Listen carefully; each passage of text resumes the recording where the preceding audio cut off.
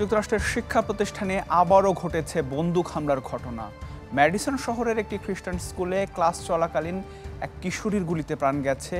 শিক্ষক, শিক্ষার্থী সহ ৩ জনের, আহত হয়েছে ৬ জন।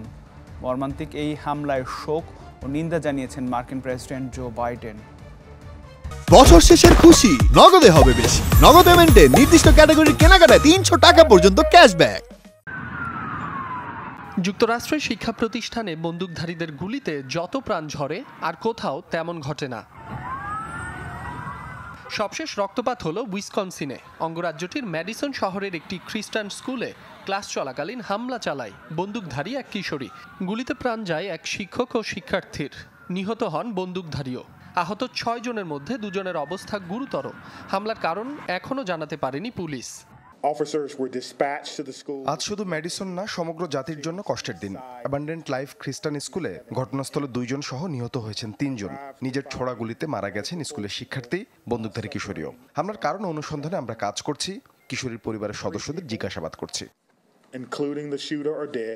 মর্মান্তিক এই হামলায় শোকে কাতর নিহত শিক্ষার্থীদের পরিবার। নিজ দেশে সন্তানদের নিরাপত্তা নিয়ে উদ্বিগ্ন তারা। এমন মৃত্যু খুবই কষ্টের। আপনার সন্তান স্কুলে নিরাপদ নয়, চার্চে নিরাপদ নয়, বাইরে অন্য কোথাও নিরাপদ নয়, তাহলে তারা কোথায় গেলে নিরাপদ? এদিকে এই হামলায় শোক প্রকাশ করেছেন মার্কিন প্রেসিডেন্ট জো বাইডেন।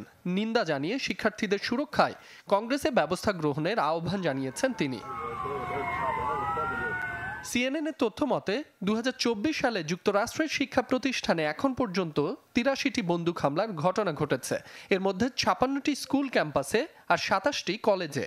এসব হামলায় প্রাণ গেছে ৩৮ জনের, আহত হয়েছে শতাধিক।